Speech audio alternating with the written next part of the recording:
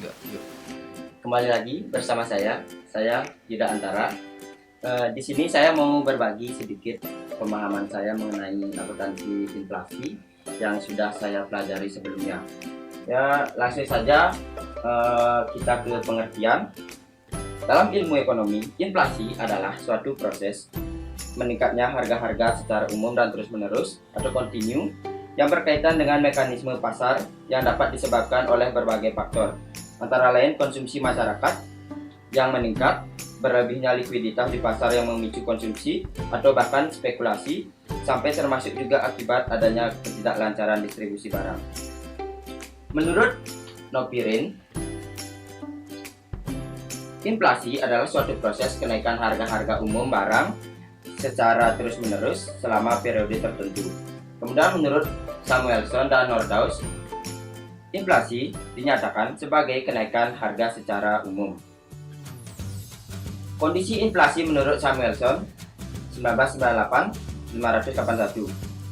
Kondisi inflasi menurut Samuelson tahun 1998-581 berdasarkan sifatnya, inflasi dibagi menjadi 3 bagian, yaitu yang pertama merayap atau creeping inflation.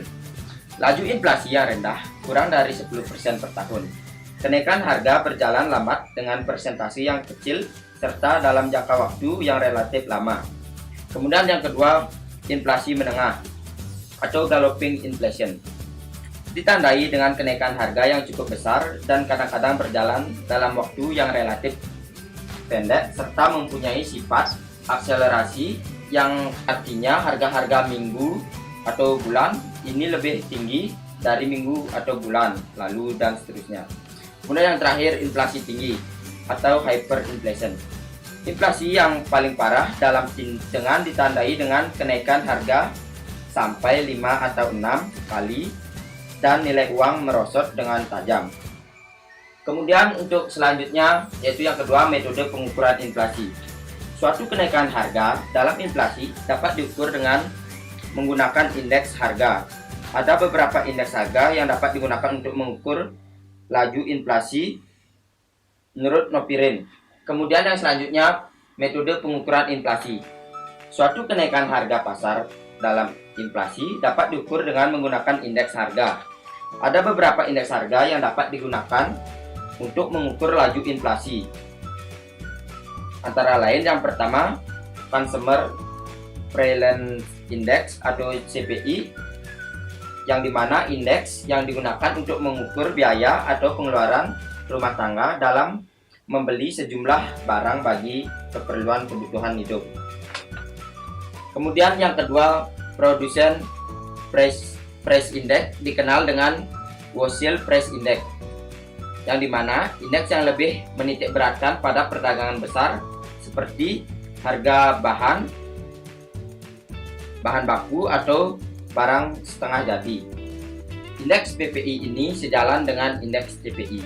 Kemudian yang ketiga, GNP deflator.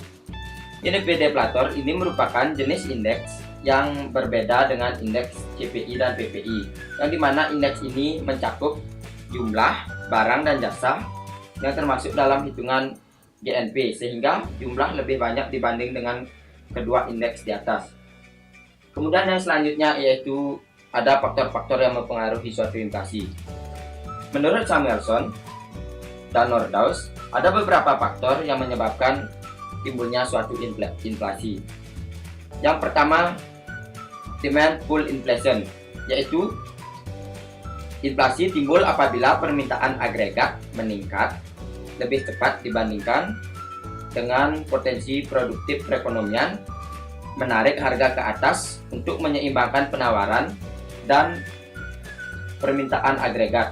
Kemudian yang kedua, cost push inflation or supply shock inflation, yang dimana inflasi ini diakibatkan oleh peningkatan biaya selama periode pengangguran tinggi dan penggunaan sumber daya yang kurang efektif. Selain faktor-faktor yang menyebabkan timbulnya inflasi, tidak hanya dipengaruhi oleh demand pull inflation dan cost push inflation, tapi juga dipengaruhi oleh yang pertama, domestic inflation. Kemudian yang kedua, imported inflation. Kemudian sub yang keempat, akuntansi inflasi. Akuntansi inflasi sama dengan metode penentuan laba, yang dimana penekanan laba adalah pada nilai laba yang lebih relevan yang digambarkan oleh keuangan, sedangkan inflasi nilai semua item yang terdapat dalam laporan keuangan. Dalam menyusun laporan keuangan pada masa inflasi juga diperlukan metode-metode. Menurut Johnson, metode pengukuran aktiva dan kewajiban dapat dibagi menjadi dua, yaitu yang pertama the entry value system dari bunga umum yang terdiri dari historical cost, general price level, replacement cost, reproduction cost. Kemudian yang kedua the exit value system, yang harga pasar atau current market value, yang terdiri dari yang pertama net realizable value, kemudian yang kedua selling price, kemudian yang ketiga expected value. Pada akuntansi inflasi, metode-metode di atas digunakan dalam menyusun laporan keuangan pada saat inflasi, yaitu yang pertama ada general price level, kemudian yang kedua ada current cost accounting. General price level atau keuntungan general price level adjustment adalah dapat menjelaskan pengaruh inflasi pada perusahaan, kemudian meningkatkan kegunaan perbandingan laporan antar periode. Adapun kelemahan dari general price level, kemudian yaitu pertama, inflasi itu terjadi pada barang-barang yang berbeda, perusahaan yang berbeda, jadi tidak bisa disamakan. Kemudian yang kedua, JPLA tidak bermakna bagi perusahaan. Kemudian yang kedua, current cost accounting. Untuk menjawab ini, mereka mengusulkan perhitungan business profit yang memiliki dua komponen, yaitu komponen yang pertama current operating profit. Kemudian current operating profit ini adalah laba dari current kelebihan nilai sekarang dari barang atau jasa yang dijual dengan harga pokoknya. Kemudian komponen yang kedua realizable cost saving atau holding gain, di mana kenaikan harga pokok dari suatu aktiva yang masih dimiliki sekarang dengan harga sekarang. Ketiga, monetary non monetary item.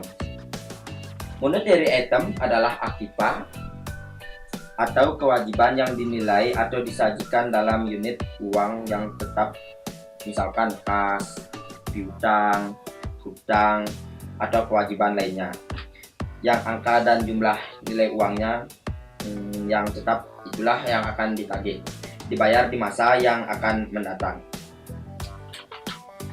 Kemudian untuk yang keempat, pada model akuntansi, adapun 8 model akuntansi dalam penilaian aktiva dan penentuan laba, yaitu historical cost accounting, replacement cost accounting, net realizable value accounting, present value accounting, JPL historical cost accounting, kemudian JPL replacement cost accounting, kemudian JPL net realizable value accounting, dan yang terakhir JPL present value accounting.